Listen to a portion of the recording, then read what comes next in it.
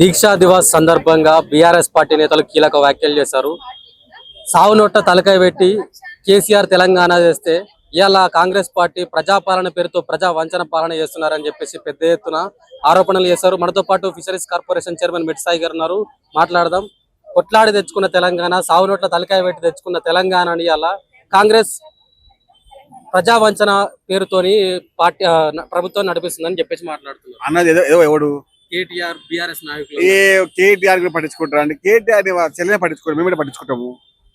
కేటీఆర్ ని రక్తం పుట్టిన చెల్లెనే, తోడు పుట్టిన చెల్లెనే పట్టించుకోండి, మేము పట్టించుకుంటాం. మాకేం అవసరము కేటీఆర్ గురించి మాట్లాడేది? మాకు టైం లేదు మిత్రమా. తెలంగాణ రాష్ట్రంలో గత 10 సంవత్సరాలు మీ కుటుంబం, మీ ఆపీరావు సంతోషరావు ఎక్కడ వేయండు, మీ కన్నారావు వేడికి వేయండు, మీ రాహుల్ వేడికి వేరు. ఈ 10 సంవత్సరాలు వీరే కదా అధికారాన్ని అనుభవించింది. తెలంగాణని అహంకార తెలంగాణ, నిరంకుశ తెలంగాణ మార్చింది మీరు కదా నాయన. కల్లకుండ రాజ్యాంగాన్ని తెలంగాణ రాష్ట్రంలో ప్రతి గ్రామాల్లో అమలుపరిచింది మీరు కదా నాయన. చెప్పండి బాబులో, ఎందుకంటే మాట్లాడతారా మీరు? కేసీఆర్ అమరణ నిరాహార దీక్ష చేసి సావు నోట తలకాయ పెట్టి తెలంగాణ తెచ్చిండు. రేవంత్ రెడ్డి ఎక్కడ ఉన్నాడు ఉద్యమం సమయంలో అని చెప్పేసి మాట్లాడుతున్నారు. అంటే 1200 మంది అమరు కుటుంబాలు అమరులైన వాళ్ళకి ఎలాంటి వాళ్ళకు లేదా? 1200 మంది చనిపోయిన వాటి అమాయకులు, యువకులు, నిరుద్యోగ కుటుంబాలు, అమరుల కుటుంబాలు చనిపోతే వాళ్ళకి ఎలాంటి త్యాగం కాదా? వాళ్ళ త్యాగం దేనికి? ఎవరి కోసమే త్యాగం వాళ్ళది? ఆ 1200 మంది చనిపోయారు కాబట్టి కాంగ్రెస్ పార్టీ అప్పుడు అధ్యక్షురాలు సోనియా గాంధీ గారు తెలంగాణ అది అమలుకి జరిగింది. 2009 డిసెంబర్ 9 ప్రకటన జరిగింది. 2014లో జూన్ 2 జరిగింది. సోనియా గాంధీ గారు లేకపోతే తెలంగాణ లేదు అని చెప్పి మీ నాయన కల్లకుండ చంద్రశేఖరరావు అసెంబ్లీలో చెప్పిన విషయాన్ని మర్చిపోతే ఎట్లా బాబు? మతిమరుపు అవుతుందా? అహంకారంతో నీ కళ్ళు మూసుకోబోతున్నాయా? నిజం చెప్పడం మర్చిపోయారా? అబద్ధమే నేర్చుకున్నారా? చెప్పండి. చెప్పడం నిజం చెప్తే మీ తల 1000 ముక్కలు అవుతుందని చెప్పి అది మీకు తెలుసు. నిజం చెప్తే బహిష్కరణ రాష్ట్ర సమితి బీఆర్ఎస్ పార్టీని తెలంగాణ రాష్ట్ర ప్రజలు బొందబెట్టిన విషయం కూడా మీరు మర్చిపోకండి. కల్లకుండ తారక రామారావు మర్చిపోతే మేము మీ తగ్గుడుగా మాట్లాడతాము.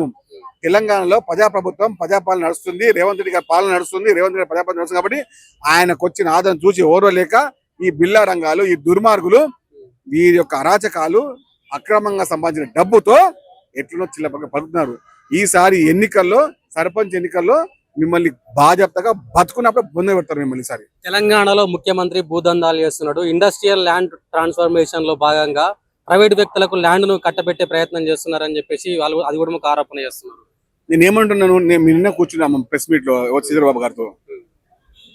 మీరు చెప్పే ప్రతి విధానము, మీరు చేసిన ప్రతి అబద్ధాలు కాంగ్రెస్ పార్టీ చెయ్యదు. 10 సంవత్సరాలు ఎలాంటి నియమాలు, నిబంధనలు లేకుండా, విధి విధానాలు లేకుండా, ఎలాంటి ఆచరణ లేకుండా మీరు దారాద చేసిన భూములని నిన్న బాధ్యతగా మేము మీకు ప్రెస్ మీట్ పెట్టడం జరిగింది. మీరు దుర్మార్గంగా మాట్లాడుతూ ఉన్నారు, అబద్ధాలు మాట్లాడుతూ ఉన్నారు. పారిశ్రామిక సంబంధించిన ఎలాంటి విధానాలు లేకుండా దారాదం చేసి 100 రూపాయలు ఉన్న భూమిని 1000 రూపాయలకి, 10 రూపాయలకి చేశారు. మేమట కాదు, పీపీపీ మోడల్ చేస్తున్నాం. ప్రజలకు, ప్రభుత్వానికి మధ్యలో చేస్తున్నాము. మళ్ళీ ఆ సేవ ప్రభుత్వానికి ఉంటుంది. మీరు దుర్మార్గంగా మాట్లాడితే మీలాంటి దుర్మార్గ వ్యవహారాలకు తెలంగాణ ప్రజలు బుద్ధి చెప్పడం ఖాయం. దుర్మార్గులారా, మీరు బట్టెబాజ్ గాన్లు, మీరు దగుల్బోజ్ గాన్లు, మీరు బేకార్ గాన్లు. బీఆర్ఎస్ పార్టీని బహిష్కరించిన తెలంగాణ రాష్ట్ర సమితి. తెలంగాణ గురించి మాట్లాడిన నైతిక అర్హత మీ బీఆర్ఎస్ పార్టీకి లేదు. తెలంగాణని, తెలంగాణ పదాన్ని, తెలంగాణ సంస్కృతిని, తెలంగాణ నిధుల కుటుంబాలని అవమానపరిచిర్రు, అవహేళన చేసిర్రు. మీరు ఇలాంటి దుర్మార్గులని తెలంగాణ రాష్ట్ర ప్రజలు, ప్రజా సంఘాలు, బొందబెట్టిన కళాకారులు వారి యొక్క పాట ద్వారా మిమ్మల్ని బొందబెట్టిన విషయం మర్చిపోకండి. తెలంగాణ అమీల కుటుంబాలు అవమానపరిచిర్రు.